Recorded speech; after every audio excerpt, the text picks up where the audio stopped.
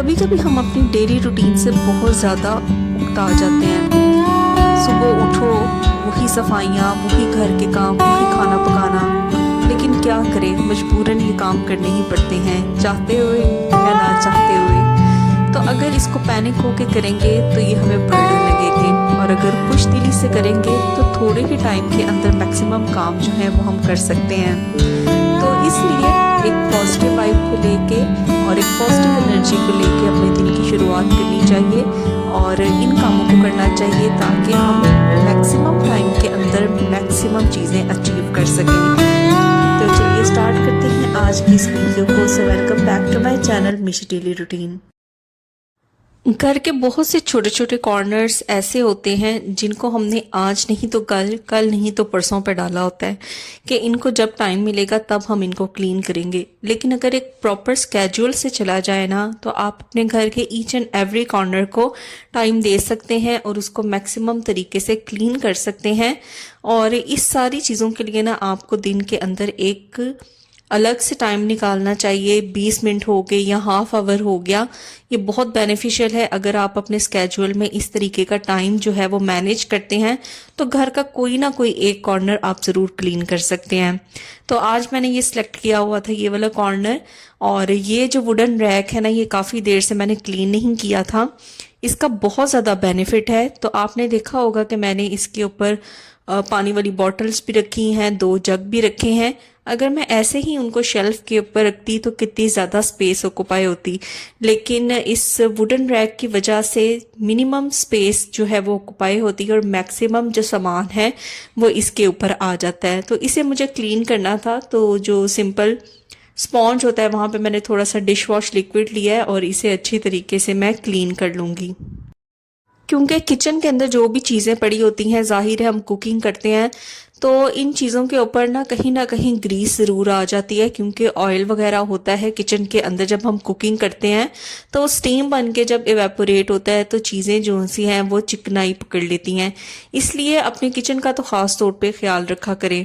तो यहाँ पे मैंने इसको अच्छे तरीके से क्लीन कर लिया था और अब मैं इसे वॉश कर लूँगी। और वॉश करने के बाद मैं इसे रख दूँगी साइड पे ताकि अच्छे तरीके से इसका जो पानी है ना वो ड्रेन हो जाए।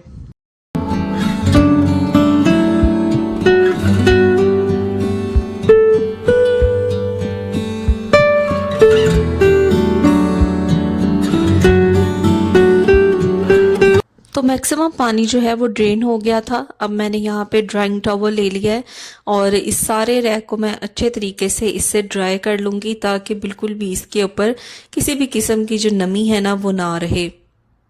और इसको ड्राई करने के बाद मैं एक दफ़ा फिर इसको छोड़ दूंगी 10 से 15 मिनट के लिए एक साइड पे, ताकि मज़ीद जो है ये एयर ड्राई हो जाए और बिल्कुल भी इसके अंदर नमी ना रहे। क्योंकि वुड है तो वुड के अंदर अगर नमी रहेगी तो फिर क्या होगा कि ये फूलना शुरू हो जाएगी। तो यहाँ पे मैं काउंटर टॉप के इस एरिया को भी अच्छे तरीके से क्लीन कर लूँगी। और इसके लिए मैंने होममेड ये क्लीनिंग सॉल्यूशन लिया है जिसके अंदर डिटोल है, विनेगर है, बेकिंग सोडा है और थोड़ा सा डिश वॉश लिक्विड है। और घर में बड़ी आसानी से ये बन जाता है और बहुत ज़बरदस्त रहता है क्लीनिंग पर्पस के लिए। तो उसके बाद मैंने यहाँ पे स्पॉन्ज क्लॉथ ले लिया है और सारा ये जो एरिया है ना इसको मैं क्लीन करूँगी। प्लस इसके पीछे की जो वॉल है ना उसको भी मैं क्लीन करूँगी ताकि अगर कोई भी फूड के खाना बनाते हुए कोई छींटे वगैरह पड़ती हैं तो वो भी रिमूव हो जाएं शेल्फ से। और जो छोटे छोटे कई इधर शेल्फ के ऊपर हम कटिंग करते हैं, चॉपिंग करते हैं, तो वो पार्टिकल्स भी यहाँ पे स्प्रेड हुए होते हैं जो कॉर्नर्स में चले जाते हैं और रोज़ाना की क्लीनिंग में साफ़ नहीं होते। तो ये सारे मैं अच्छे तरीके से क्लीन कर लूँगी। और रैक को यहाँ पे मैंने उसकी जो प्लेस है वहाँ पे दोबारा मैंने एडजस्ट कर दिया है। और आप देखिएगा कि कितनी चीज़ें जो है वो मैंने इस रैक के ऊपर रखी हुई हैं। तो ये मैंने अर्के गुलाब रखा है, एक ही मैंने शीशे का जग रखा है, इस तरीके की बॉटल है और प्लस ये देखिए सेकंड जग है। और अभी एक और पानी वाली जो बॉटल है ना वो भी यहाँ पे मैं प्लेस करूँगी। तो मैक्सिमम चीज़ें जो है ना वो इस रैक के ऊपर आ जाती हैं और बहुत ही कम स्पेस के अंदर आपका मैक्सिमम जो सामान है ना वो आ जाता है।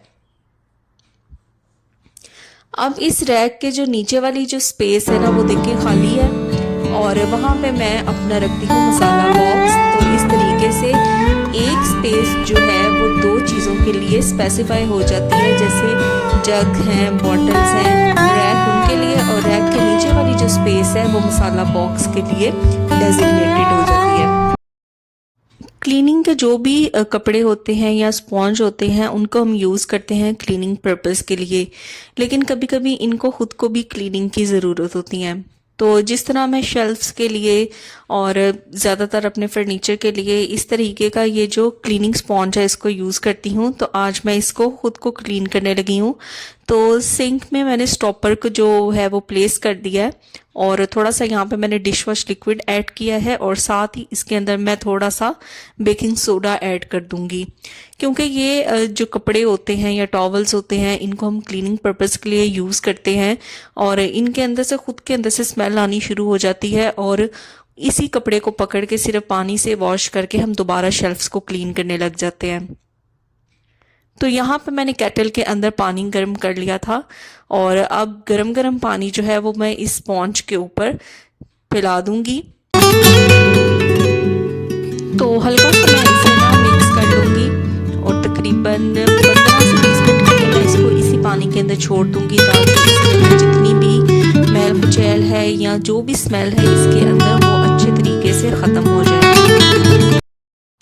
तो तकरीबन 20 मिनट यहाँ पे हो गए थे, और अब मैंने इस तरीके का ना क्लीनिंग ब्रश ले लिया है, और इससे अच्छे तरीके से ना मैं इस स्पॉन्ज को रब करूँगी, ताकि जो भी ग्रीस है जो लूज़ हो गई है वो अच्छी तरह से निकल जाए। तो इस तरह के जो क्लीनिंग टूल्स होते हैं या क्लीनिंग गैजेट्स होते हैं ना, वो लाइफ को बहुत ज़्यादा आसान बना देते हैं, ईजी बना देते हैं, वरना जो क्लीनिंग है या कोई भी काम है ना बहुत मुश्किल लगता है। तो यहाँ पे एक दफ़ा हाथों से भी मैं इसको अच्छे तरीके से मसल लूँगी, ताकि इसके अंदर मैक्सिमम जो इसकी क्लीनिंग है ना वो हो जाए। तो यहाँ पे इसका जो स्टॉपर है वो मैंने सिंक का उतार दिया है। अब सिंपल इसको टैप वाटर से मैं अच्छे तरीके से क्लीन करूँगी, ताकि जो भी इसके अंदर डिश वॉश लिक्विड है वो सारे का सारा रिमूव हो जाए। क्लीनिंग पर्पस के लिए इस्तेमाल होने वाले जो भी स्पॉन्ज होते हैं या कपड़े होते हैं या टॉवल्स होते हैं उनको हम अक्सर इग्नोर कर देते हैं, जबकि इनकी खुद की क्लीनिंग बहुत ज़रूरी होती है। बस अब इसको यहाँ पे मैं हैंग कर दूंगी, ताकि ये अच्छे तरीके से एयर ड्राई हो जाए, और अब ये बिल्कुल भी इसके अंदर स्मेल नहीं।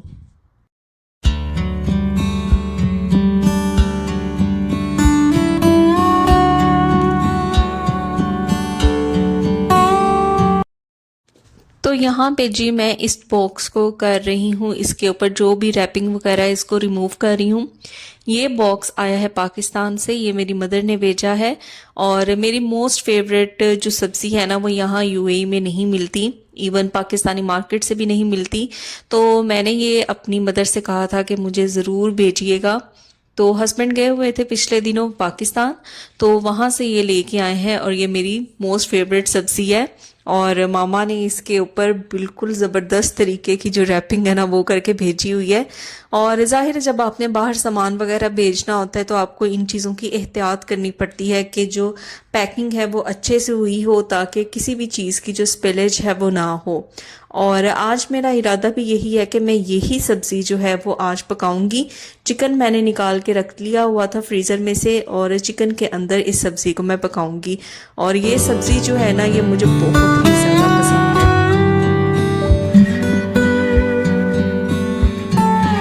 तो ये हैं जी फलियाँ, और इनको फ्रीज़ करके मामा ने भेजा है, और आज मैं यही पकाऊंगी। फ्रीज़ कर लो तो जो न्यूट्रिशन होती है ना किसी भी वेजिटेबल की वो प्रिजर्व हो जाती है। ये हमारा एक कंसेप्ट है कि अगर हमने फ्रीज़ कर ली सब्जियां तो उसकी न्यूट्रिशन ख़त्म हो जाती है, वो ख़राब हो जाती है, वो फ्रेश नहीं रहती। इवन जब आप फ़ौरन कोई भी वेजिटेबल बना के उसको फ्रीज़ कर देते हैं ना तो उसकी जो फ्रेशनेस होती है ना वो मेंटेन रहती है। तो ये एक ब्यूटीफुल गिफ्ट था पाकिस्तान से मेरे लिए, क्योंकि ये मेरी मोस्ट फेवरेट आप कह लें वेजिटेबल है।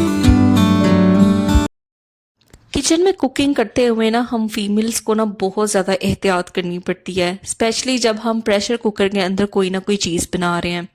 तो जैसे ही हम इसका फ्लेम ऑफ करते हैं तो देखें मैंने सीटी अभी थोड़ी सी पीछे की है, और कितनी ज़्यादा स्टीम थी इसके अंदर, और ये जो है बिल्कुल जान का ख़तरा भी हो सकता है। तो सिंपल एक स्टेप मैं यहाँ पे फॉलो करती हूँ कि इसकी सीटी को डायरेक्ट रिमूव करने के बजाय ना मैं प्रेशर कुकर को उठाती हूँ और सिंक में ले जाती हूँ, और सिंक एरिया में इसको रखने के बाद ना सिंपल जो टैप वाटर होता है ना उसको मैं ऑन कर देती हूँ, और जो टैप वाटर है ना वो इसके ऊपर मैं गिराती हूँ। इससे क्या होता है कि जो भी अंदर स्टीम वगैरह बनी होती है ना वो बिल्कुल कंडेंस हो जाती है, और उसके जो भी भाप होती है ना वो बिल्कुल ख़त्म हो जाती है। आप यकीन करें कि अगर आप रेगुलर चूल्हे के ऊपर पड़े पड़े आप इसकी सीटी को रिमूव करते हैं, एक तो टाइम भी बहुत लगता है और दूसरा ये खदशा भी होता है कि कहीं प्रेशर फट ना जाए।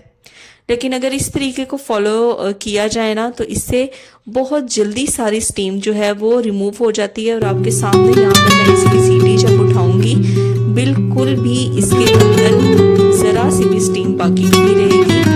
तो ये देखिए यहाँ पे मैंने ईच एंड एवरी कॉर्नर के ऊपर प्रेशर कुकर के पानी को मैंने गिरा दिया। अब मैंने इसकी जो सीटी है ना उसको रिमूव किया है, किसी भी किस्म की जो स्टीम है ना वो इसके अंदर से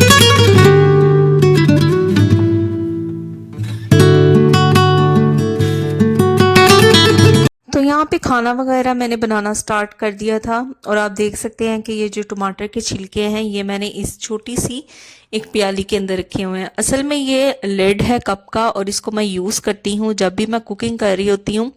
तो इस तरह टमाटर के छिलके वगैरह जब भी रिमूव करने होते हैं तो मैं इस लिड के ऊपर रिमूव करती हूँ।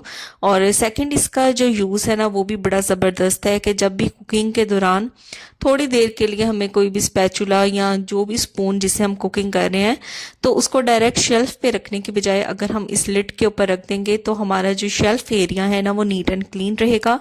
किसी भी किस्म का जो ऑयल है ना वो इसके ऊपर शेल्फ के ऊपर नहीं लगेगा। तो ये देखें ये छोटी छोटी सी चीज़ें होती हैं जिनको इस्तेमाल में ला के हम अपने बड़े बड़े जो प्रॉब्लम्स होते हैं ना उनको सॉल्व कर सकते हैं।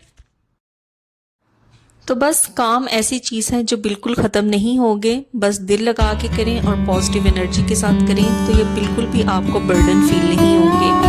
इस तरीके के मज़ीद टिप्स एंड ट्रिक्स होम से किचन से रिलेटेड अगर आप देखना चाहते हैं तो मेरे चैनल मिशी डेली रूटीन को ज़रूर सब्सक्राइब करें और उन लोगों के साथ शेयर ज़रूर किया करें जिनको इन टिप्स एंड ट्रिक्स की ज़रूरत है। फिर मिलूंगी, till then take care, bye bye.